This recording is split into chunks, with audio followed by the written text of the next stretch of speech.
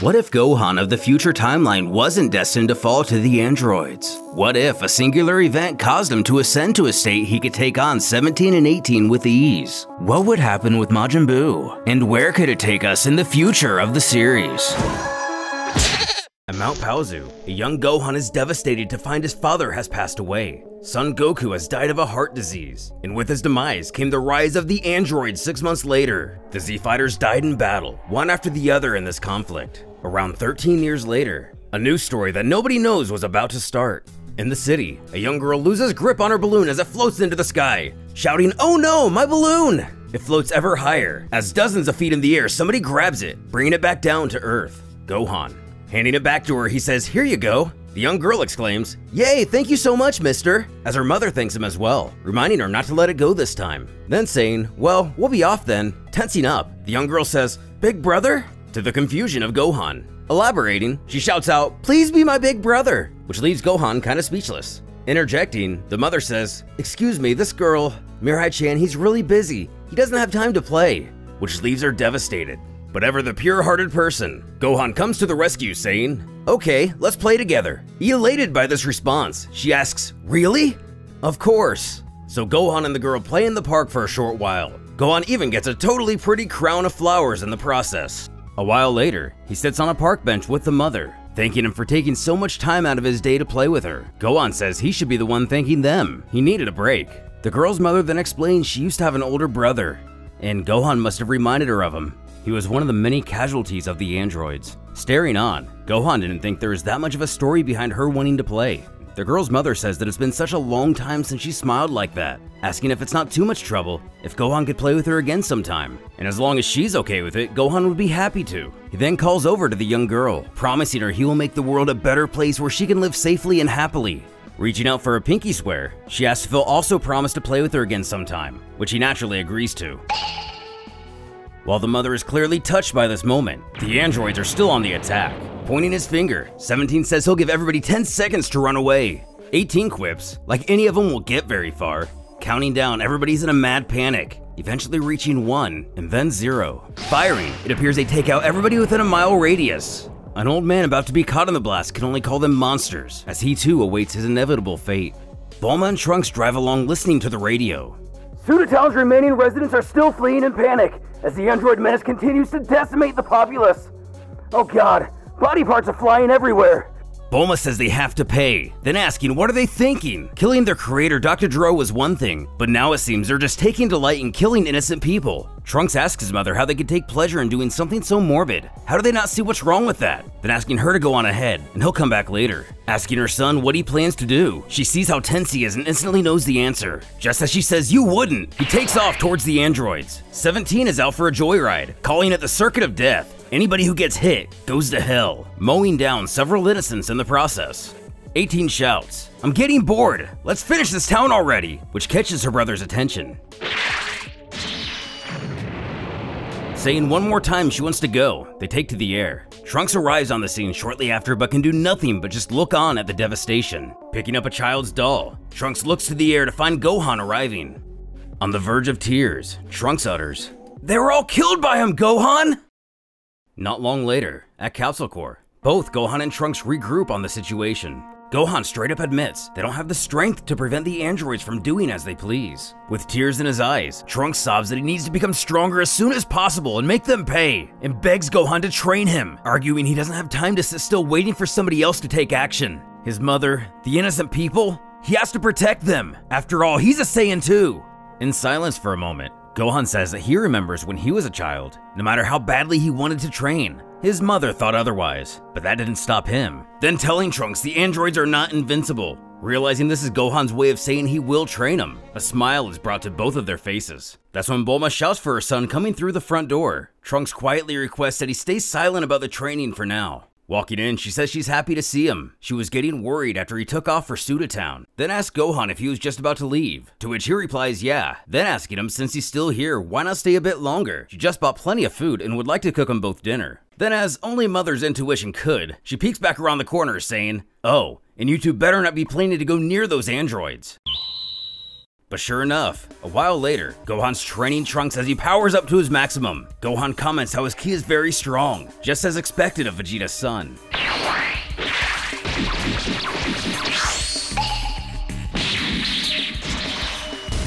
As Trunks tries to gather himself in the water, Gohan reminds him not to let his guard down. Getting back on land, Gohan offers him a small piece of cloth to dry off. Thanking him, he randomly asks him, "What kind of person was your father? I wasn't born long after he died, so I never really learned anything about him. My mother doesn't talk much about him." Gohan admits that he was often embarrassing, but he was strong and brave, and so he was proud of him. Trunks replies with, "Is that so? My mother said the same thing," bringing a silent pride to Gohan. Meanwhile, at a carnival, park goers go to board a roller coaster. When someone, well everybody, should be familiar with by now, cuts in line, a security guard comes by, saying you can't just jump the queue like that, please get back in line. Snapping, 18 asks, "Are you giving me orders?" And then making his next mistake. The guard says, "What, you think you're special or something, princess?" And 18 does that to him. Proceeding to have a good time, her and 17 ride the roller coaster, the spinny cups, the super swings. But unfortunately, Gohan and Trunks are on the way to try to ruin their fun. Seeing the general direction where the people below are running from, Gohan deduces the location of the androids. Picking out a noble steed for her brother to mount, something catches 17's eye. It looks like Gohan and Trunks have found him. This not being the first time they've met, 17 asks what they're doing here. 18 adds that she was feeling good until now, so she wants to finish them quickly. Going into his fighter stance, Gohan tells Trunks he's gonna go first.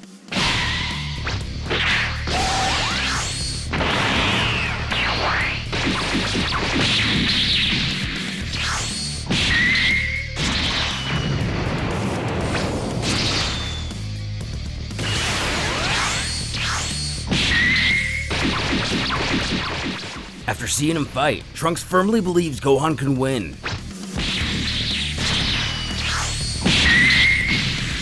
Telling his sister he didn't need her help. 18 says she was bored watching on the sidelines. She wants to do something too.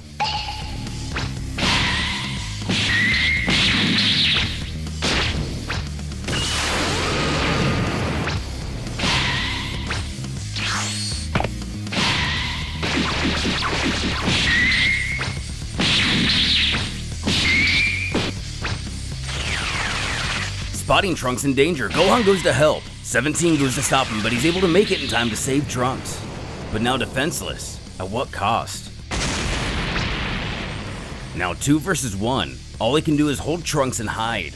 Not feeling like looking for him, 17 raises his hand, getting ready to blast the entire area. The young girl from before comes wandering by, looking for her mother. 17 looks at her coldly, expressing his surprise that she survived that last attack.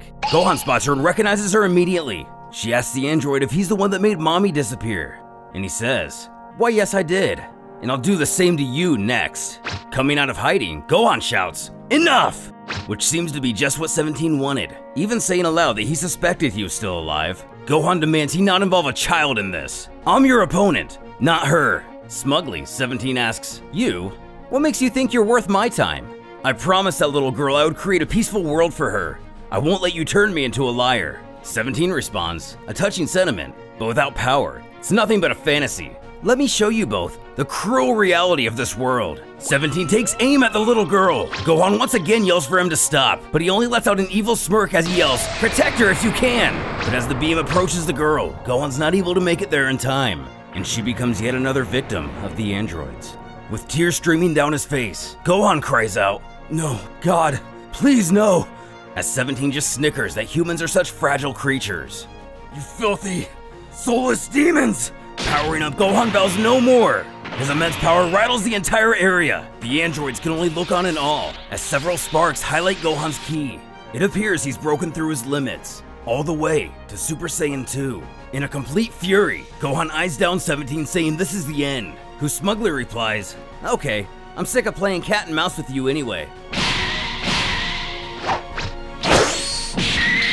With only 2 attacks, Gohan's able to completely disintegrate 17. His sister can only look on in horror, wondering what Gohan has become, telling herself that this is impossible. There's nothing in Dro's research that says Gohan could be this strong. After losing nearly everybody he's ever cared about, Gohan has achieved a completely new evolution in power, vowing to 18 that the madness stops here. What will become of the Dragon World?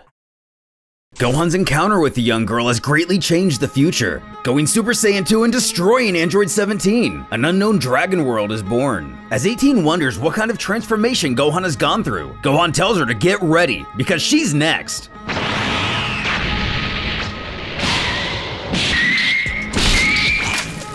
Quickly showing 18 that she cannot match his power and speed, he angrily shouts that he'll never forgive her, and she will pay for what she's done to all of these innocent people.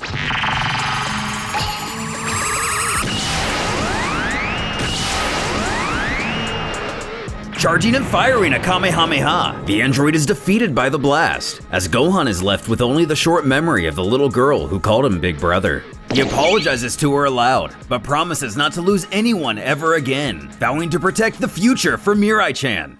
This is how the Earth, that was once crippled by the androids, regains its peace. However, in order to maintain this peace, Gohan and Trunks trained hard every day. 6 years have passed since the androids first attacked. Gohan went to see Mr. Popo as a means of meeting King Kai, in hopes of furthering his training, bidding Trunks a short farewell. He asks Gohan if he'd like some company, but Gohan explains that somebody needs to stay behind to protect the Earth while he's gone, and assures Trunks that he's up to the challenge, no matter who the villain may be. He timidly responds admitting he's kind of jealous. Just when he seems to be catching up to Gohan's current power, he goes off to train with some deity. Kind of smirking at this, Gohan lets him know that as soon as he returns, it'll be Trunks' turn to go to Otherworld, who's really happy to hear this. Popo lets Gohan know that it's time to go. He wishes Trunks good luck before heading out. Trunks was given the responsibility of protecting the Earth while Gohan completed his training. However, Trunks wasn't aware that a mysterious life form was preparing to attack soon. Hiding in the shadows, Cell laments the fact that this more powerful Gohan destroyed both 17 and 18. Thanks to that, he can't achieve his perfect form. Absorbing humans for a few years now, he believes he should have no problem in taking out Trunks. And if he manages to absorb him, there should be no issue taking out Gohan. At Capsule Corps, Trunks takes note of a slew of missing person cases popping up everywhere recently. As he goes to leave, Bulma reminds him to keep his guard up. This is the first time Gohan won't be around to save him in case anything goes wrong. Heeding her advice, he takes off. Just as he begins to take in the tranquility of the city, a strange key catches his attention. Cell, of course.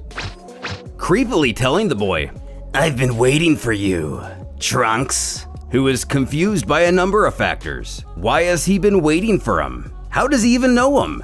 Most importantly, how does he know his name? "Not just you, son Gohan too." Gohan?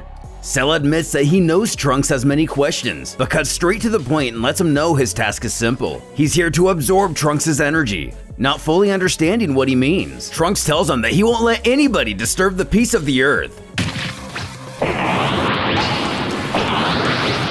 Oh my, he seems to have trained well.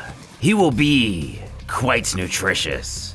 Trunks swears to Cell that he and Gohan will protect the Earth no matter what. Before Trunks can even get in a swing, Cell requests that they change locations, as to not accidentally kill any potential snacks in the area. Agreed, the two move out. In Otherworld, Gohan has quickly arrived to King Kai's planet, as expected. Kaio reminisces about the good old days when it was Goku who first arrived here instead. Gohan thanks him for the warm welcome, and asks if he will train him. King Kai has no issue in doing so, but has to ask Gohan why bother getting any stronger than he already is, to which Gohan bulks to answer. Then remembering the little girl, he says he'll never again feel that way. Back then, he was frustrated because of his powerlessness against his enemies, and because of that, he wants to obtain a power that cannot be defeated, no matter what or who they may encounter in the future. With that, King Kai can't say no to such determination, but warns Gohan his training won't be a walk in the park. Even Goku struggled immensely. Promising not to let him down, King Kai unveils his first task, to make the deity laugh. As Trunks and Cell find their battleground, Cell demands the Half Saiyan show him what he's made of.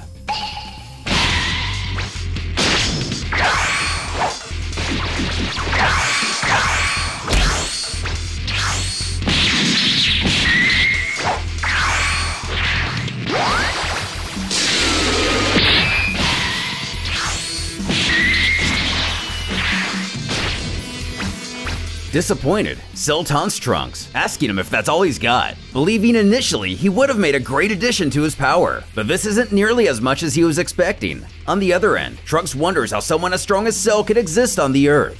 "If that's your limit, then be prepared. Very soon, you will become part of me." It seems you were keeping an eye on me for a long time. Alright then, let me show you my real power. Huh?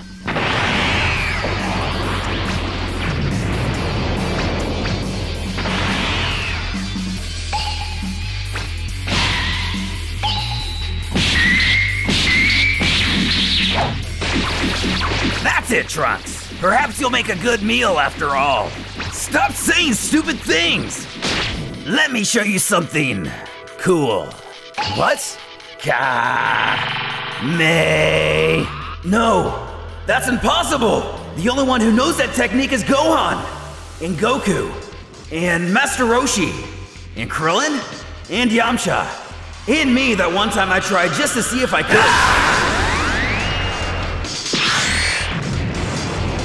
Dodging the attack, Trunks asks who he is and how he knows the Kamehameha, but Cell only tells him not to think so much, and suggests that he hasn't even shown Trunks his true power yet. As he powers up, terror grips our hero. Cell asks him if he now understands. Trunks is slowly putting together the pieces, as he recognizes that key as Gohan's, but he can feel other signatures too. Elaborating further, Cell laughs to himself, stating that even if Trunks was stronger before, after this power-up, he won't stand a chance. Absorbing so many Earthlings seems to have done the trick. That's when Trunks puts together all the reports of the missing people, which Cell openly admits to, promising Trunks will be his next victim. Enraging him, Trunks shouts that after such a long time, they have finally achieved peace in this world, and Cell just comes along and absorbs all these innocent people like it's nothing. Back with Gohan, it seems the training is well underway, even learning the Spirit Bomb. Then King Kai asks him if he thinks the Earth is safe with only Trunks, but Gohan has complete confidence in him. After training him for so long, he's sure he has a well of potential that he's yet to tap, even believing he could surpass himself. Given the most recent developments, Trunks vows to end this now. This power? No way. It's ridiculous. As Trunks continues to power up, Cell begins to feel fear for the first time, as there is nothing in their data that suggested Trunks could be anywhere near this strong. That's when Cell's reminded the Saiyans evolve as they fight. This is for all the people who were killed by you!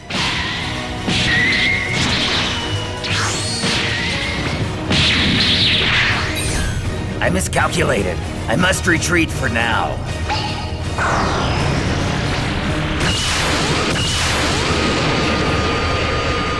And just like that, Cell is vanquished. Trunks indeed managed to protect the Earth, despite Gohan's absence. However, there is another danger on the horizon.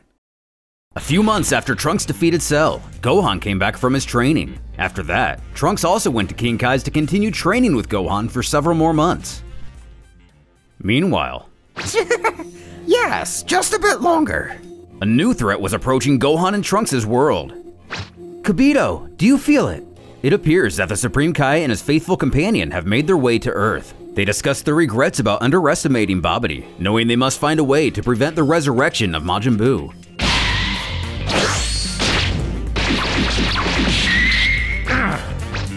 You're doing well, Trunks. I can see the result of your training with Kaio-sama. Yeah, I was pretty determined to catch up with you, Gohan. That's why I put everything I had into my training.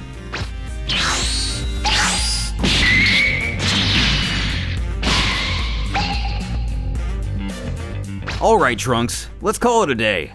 Yeah, thanks, Gohan.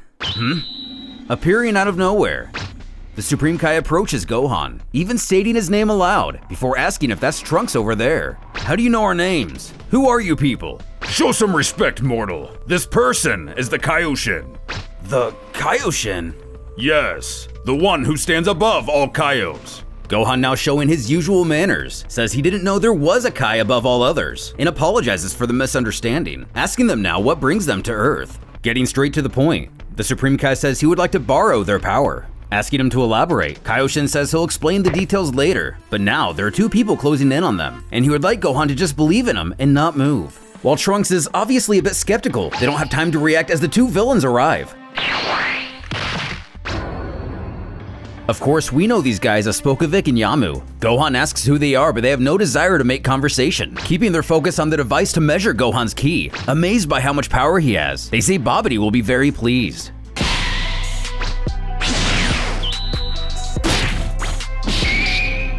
Trunks goes to help his mentor, but Kaioshin tells him to stop. They manage to drain all of Gohan's ki and take off. As Gohan lays on the ground lifeless, Kaioshin tells Kibito to go help him out, who quickly heals him. While Trunks is happy to see him get back to his feet, Supreme Kai tells him that they're going after him, suggesting they follow along if they want a detailed explanation. Naturally, they agree to do so, and the four take off. First and foremost, Supreme Kai thanks Gohan for letting them steal his energy, prompting Gohan to ask for that explanation. Giving him a straightforward rundown, he tells Gohan that there's a monster on this planet named Majin Buu, a creature so vile, his ferocity was more than even his creator Bibbidi could handle. As a result, Bibbidi temporarily sealed Majin Buu inside a ball, so he couldn't even move. Because of this, they had thought his terror had ended, resolving to just leave the beast be as to not awaken him. But information has recently surfaced that Bibbidi had somewhat of a son, as the wizard was able to separate into doppelgangers. And upon Bibbidi's death, the one known as Babidi inherited all of his powers. Putting together what he's getting at, Gohan easily infers that Supreme Kai would like he and Trunks to take care of this menace. And his assumption proves to be correct, as Kaioshin tells him that they must stop Babidi at any cost. That's when Gohan asks if this Babidi guy is strong, and Kaioshin explains that he might not be physically powerful. He uses quite formidable magic, which possesses so much power within itself. It enables him to harness the evil that exists within the hearts of people like those two earlier, and manipulate them to do his bidding. The Supreme Kai then goes on to explain why they absorbed Gohan's energy, as they needed a large amount of ki to wake up Majin Buu. With everything more or less elaborated on, Kaioshin senses the villains descend from the air. Kibito knows that this location is odd, as he's pretty positive they searched it before. As they all take cover a good distance away, sure enough, dead ahead is Spokovic and Yamu. Kibito resolves that Babidi must have buried the spaceship, which is why they didn't see it earlier. Even worse, Kaioshin now believes Babidi knows that they're going to be coming for him. Otherwise, why would he go through the trouble of hiding? Trunks questions whether they should attack now before they have a chance to use Gohan's energy, but Kaioshin tells him to hang tight. Chances are they're going to be using it outside of the ship as to not damage it, so the best plan may be to wait for the moment when they disembark. Gohan spots them coming out. Kaioshin and Kibito begin to panic at the mere sight of the Demon King Dabura. He then explains to Gohan that Dabura being here was a great miscalculation, as he is the strongest warrior in the Demon Realm. While Gohan's ready to get this fight started, Kaioshin stops him once again, saying that if they enter the ship, they'll be playing right into Babidi's hand. But puffing out his chest, Gohan says it doesn't matter if that's what they want. Huh? What do you mean? It's simple. We're just that much stronger. What?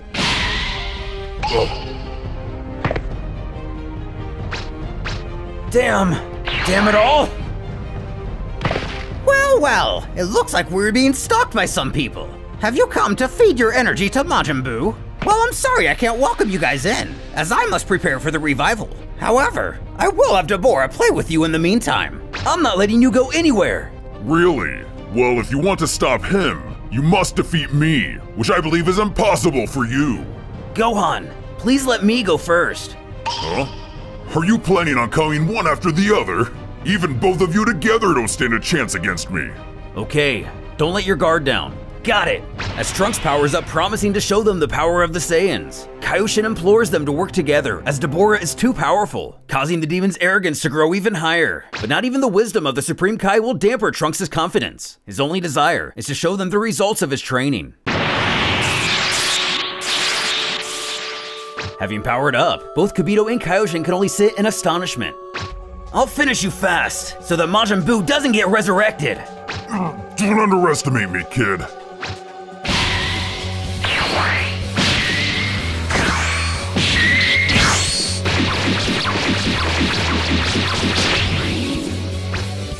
While Kaioshin and Kibito continue their amazement, Kaioshin says that he's equally matched with Dabura, but Gohan begs to differ, saying Trunks isn't even serious yet, prompting the Supreme Kai to ask how they got so strong in such a short period of time.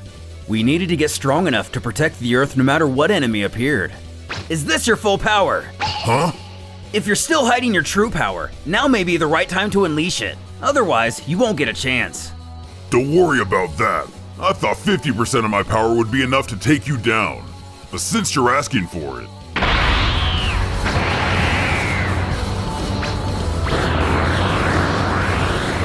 As you wish.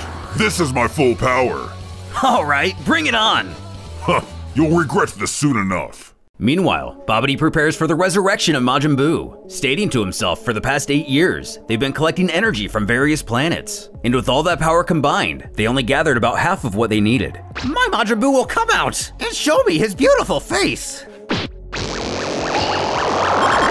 Impossible! The energy they collected is several times more than I imagined. How many people did they kill to get this much? It's full! At long last, Babidi has managed to gather enough power to resurrect Majin Buu. All that's left to do is to move him outside of the ship, so the process can begin.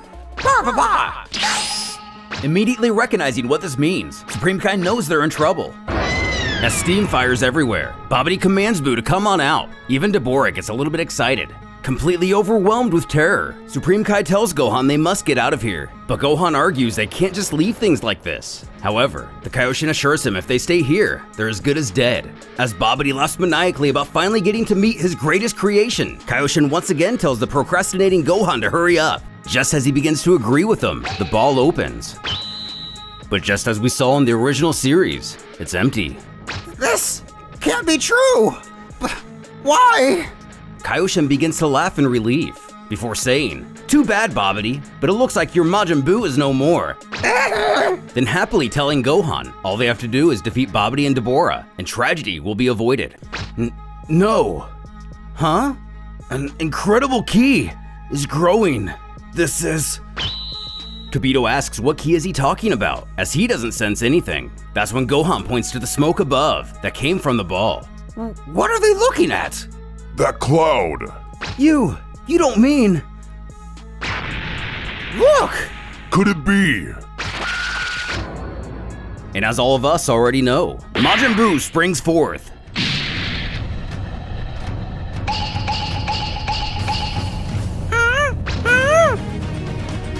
Unbelievable. Is that really Majin Buu? I'm not sure. The only one who's seen him is Kaioshin. So, is that him? And Kaioshin confirms that it is. With the Supreme Kai's reaction, Babidi takes this as a good sign for his cause. Kaioshin even says aloud to Gohan that it's over. They've lost. But not losing his confidence, Gohan admits that he's a strong enemy, but he's definitely beatable. Are you serious? Yeah, I think so. As Babidi tries to explain to Buu who calls the shots around here and who created who, Buu gets up to his usual childlike antics. Damn it. He's a complete idiot. I don't know why, but it seems though we failed. He's trash, with no brain or power. Asking Trunks to step aside, Gohan's ready to put his training to the test, assuring Kaioshin it'll be okay, as he's worked very hard for this day. I'll show you what I've got! The evil Majin Buu has finally been resurrected. Can Gohan and Trunks continue to protect the peace of Earth? The previously sealed Majin Buu has finally been revived. Even the Supreme Kai himself believes all hope is lost. Will Gohan and Trunks' training under King Kai be enough to win this battle? Hello, Majin. My name is Babidi. I'm the one who created you. From this day forth, I am your new master. Hey, you can at least say hello. Show some respect to your maker. Master Babidi, I don't understand, but it seems that this is a failure. There's no way such a stupid-looking thing could be so strong. These words getting Buu's attention, he decides to continue his childish antics right in Deborah's face. Is there something you wish to say to me? I don't know much about you, but I know a fool when I see one.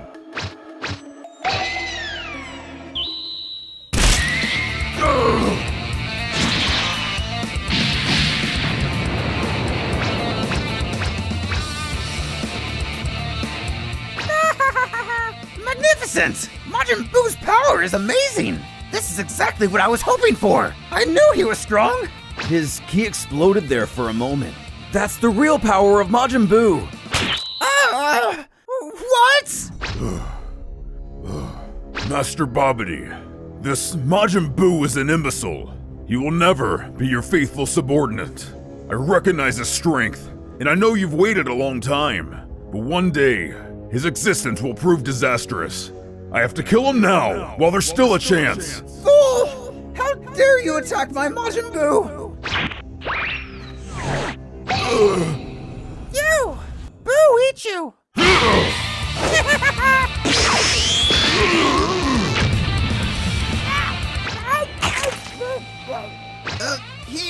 him! Splendid! That Deborah had outlived his usefulness anyway.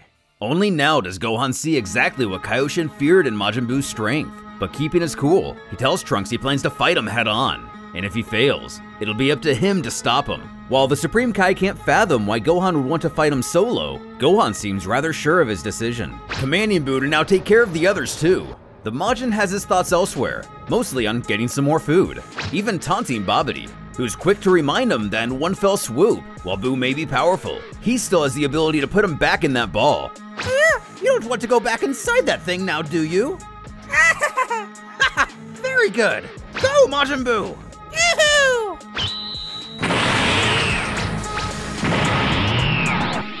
I won't allow you to harm the Earth.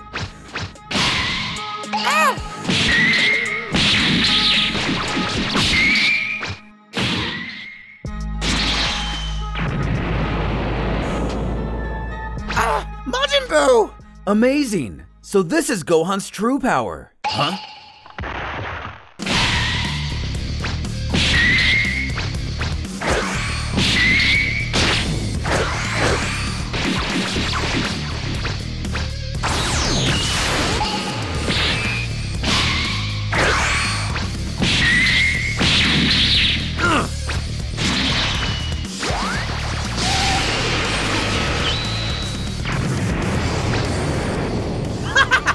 Wonderful! Gohan!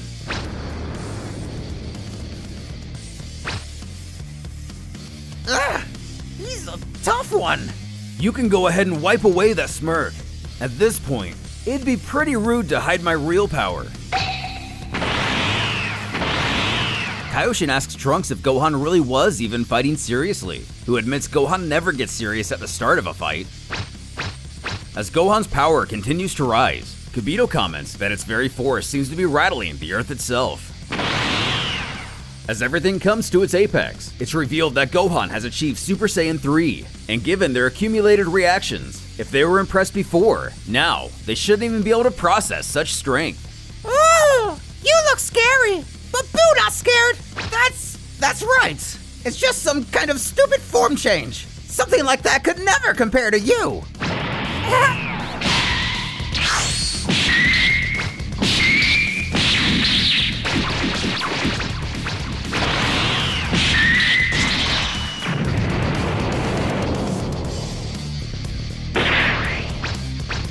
Damn, he took almost no damage. This might be more trouble than I thought.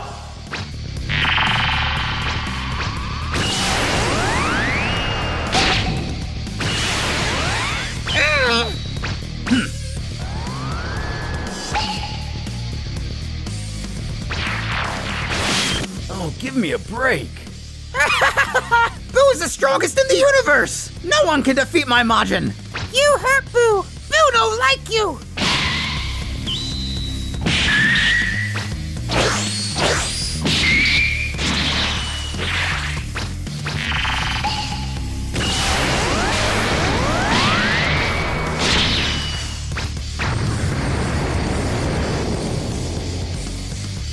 So, you can copy your opponent's techniques almost instantly. You actually caught me off guard with my own attack, Buu. Haha! You very strong! Buu, have fun! Huh, me too.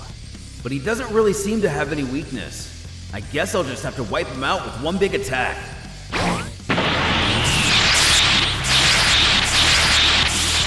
I'm done playing around. It's time to get serious. Gohan stands in front of Majin Buu with absolutely overwhelming power. But will it be enough to defeat him? Or will all his training be in vain? As the fearsome Majin appears to be able to instantly copy any technique he sees, and is capable of inexhaustible regeneration, Gohan is transformed into the third stage of Super Saiyan to combat this. Appearing nearly identical to his father from another reality, he warns his foe this is where the real fight begins. Not deterred, the creature happily giggles, this is getting fun. Meanwhile, on the ground, the wizard Babidi begins to grow more and more concerned how this battle's progressing. Having just unleashed the ultimate killing machine, he doesn't want that Earthling to defeat his Majin Buu. But on the other end, the Supreme Kai is equally concerned if Gohan will be okay fighting that thing on his own. Even Trunks is uncertain.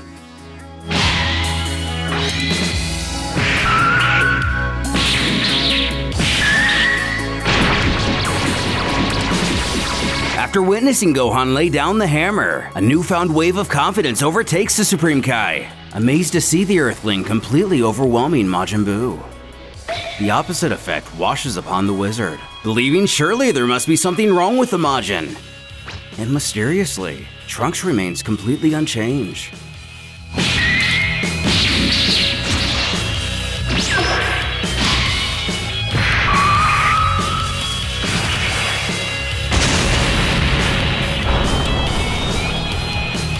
As he continues to get pummeled, Babidi shouts to know if this is all Majin Buu is truly capable of.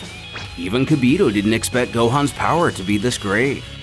After this latest onslaught, Shin is convinced the Earthling has what it takes to win this by himself. But even after taking all those hits, he doesn't seem very injured. So our hero figures it's time to try something different.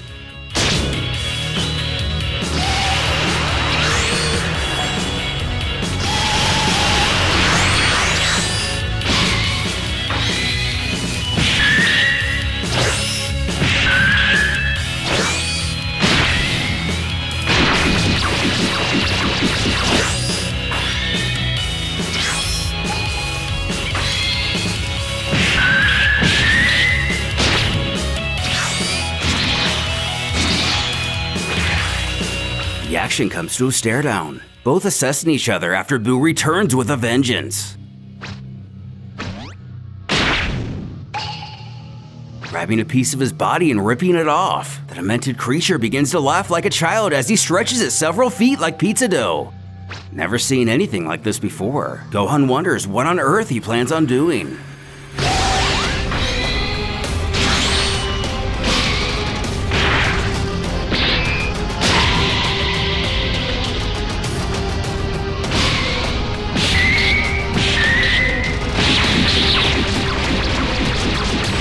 The table's turning. It looks like Gohan might be right where Buu wants him. The wizard cackles out in excitement now that the half Saiyan has been pinned down. The Lord of Lords now finds himself in a state of panic, watching the universe's only hope now helpless to defend himself.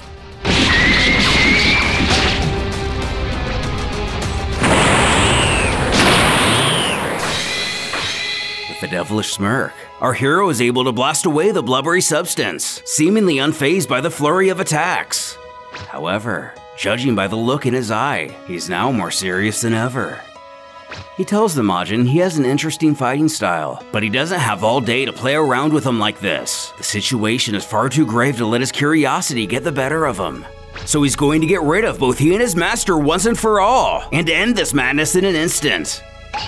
Even the monster before him seems taken aback by his statement. And finally speaking, Trunks merely utters, "Gohan's won."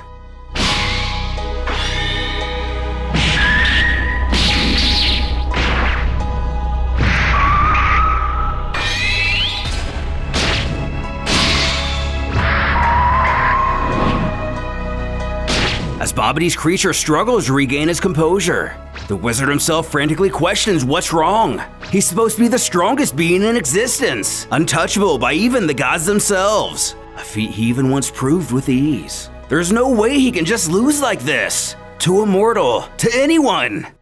Reiterating their previous thoughts, Shin didn't believe Gohan was this powerful.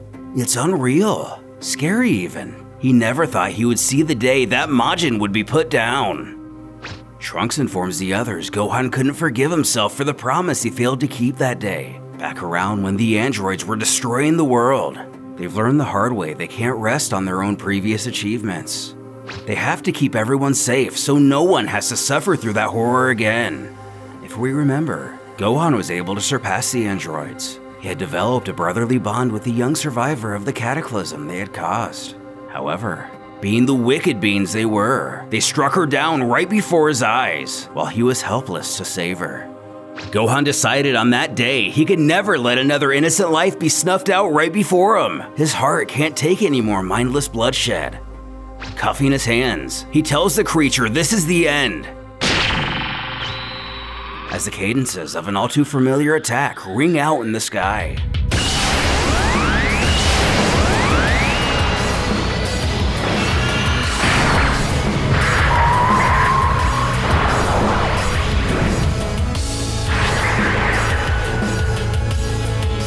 Rest of Cell would be defeated in our own timeline. Gohan vaporizes Majin Buu with a final Kamehameha, powerful enough to remove any trace the monster ever walked this planet.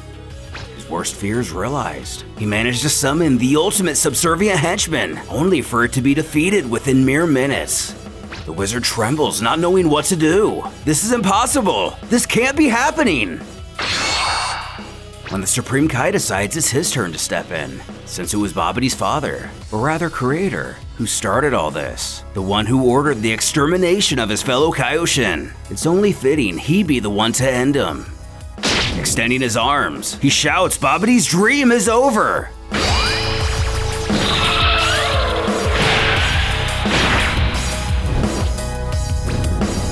With that blast, the sorcerer is no more.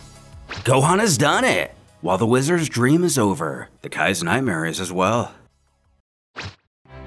As the scene comes to a settle, he confides his thanks in the Earthling, thanking him for what he's done today and what he's done for the Earth, though Gohan assures it's Shin's planet too, in one way or another.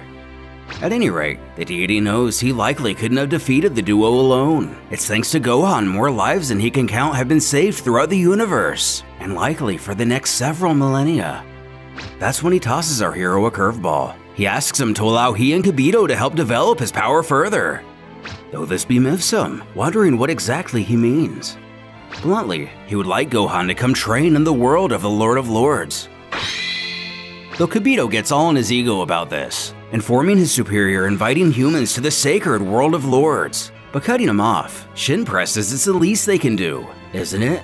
Thanks to Gohan and his friends, they were able to defeat that dreadful Buu. It would be rude not to at least offer him the opportunity. And training in the world of the Kais, it would be an honor to Earth's hero. Though both he and Trunks can't be away from the Earth at the same time, so how about the two of them take turns? Which is perfectly fine with the Kaioshin. Turning to his longtime friend, he himself decides to go first, though his opposite understands and promises the Earth will be in good hands. With no further words to exchange here. In the ethereal realm, Gohan takes in the sight before him. So this is the land of the Lord of Lords. He states it's nice, actually quite similar to where he lives. When Kibito gets up to his high and mighty ways, he tells Gohan before they go any further, he should know his clothes are not suitable for this sanctuary. He steals Piccolo's signature move to gift the Earthling the same outfit as himself. Shin laughs, it suits him well. But he doesn't know. It's a bit embarrassing to be dressed the same as Kibito here. Though he reminds, this realm is a place where even gods and lords of worlds dare not tread. It's one of the holiest lands in existence. Which brings us to the question at hand. What kind of training do they have in store for Gohan? With a smug grin, Shin explains that within this sanctuary is a legendary blade known as the Z-Sword. He wants the Earthling to have it. Of course, this realization completely sends Kibito off the deep end.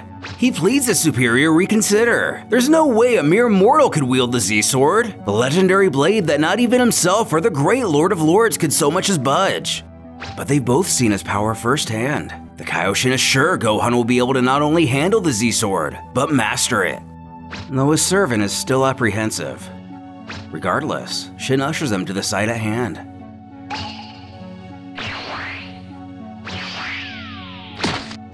On a butte seeming to tower 100 feet in the air, this is the fabled Z-Sword. Gohan gazes at it in wonder. The deity prompts him to pull it from the rock. As far as he knows, no one has been able to remove it. Being the bookworm he is, or was, he thinks, pulling a sword from stone, where have I heard this before?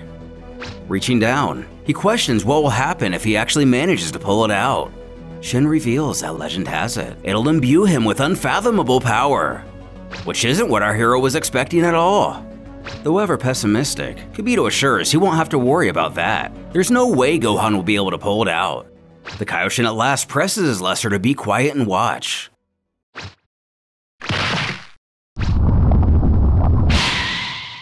But doing nothing but chafing his palms, he can't move it.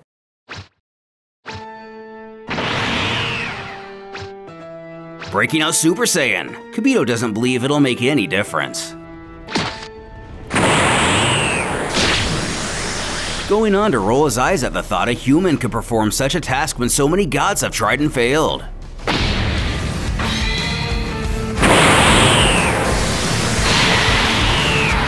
predicted by the Kai, Gohan frees the sword,